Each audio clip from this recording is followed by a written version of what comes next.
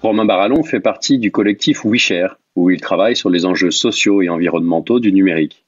notamment avec le programme Friction numérique, qui a pour ambition de permettre aux organisations de prendre du recul par rapport aux transformations numériques. Comment mieux considérer les effets des technologies sur les hommes et l'environnement, et comment passer des prises de conscience individuelles aux actions collectives.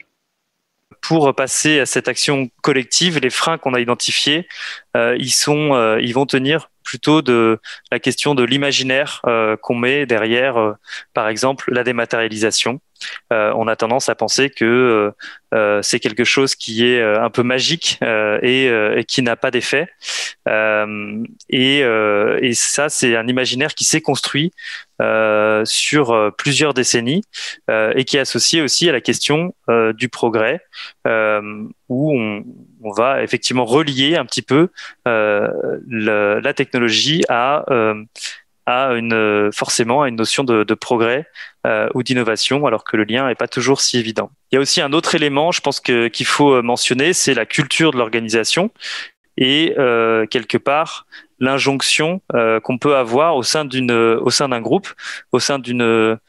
entreprise, à une certaine transformation et notamment une transformation digitale. Et aujourd'hui, on constate que les gens qui deviennent conscients des enjeux ont du mal à mettre ces questions-là sur la table, de peur d'être mal considérés par leur hiérarchie, par exemple,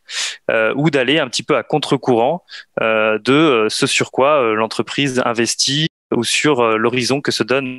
l'organisation. Comment vous embarquez les plus réticents en dehors de leur zone de confort? Pour embarquer les plus réticents, ça demande déjà individuellement de prendre conscience des enjeux, de se documenter, de se renseigner, de comprendre en fait que le numérique typiquement aujourd'hui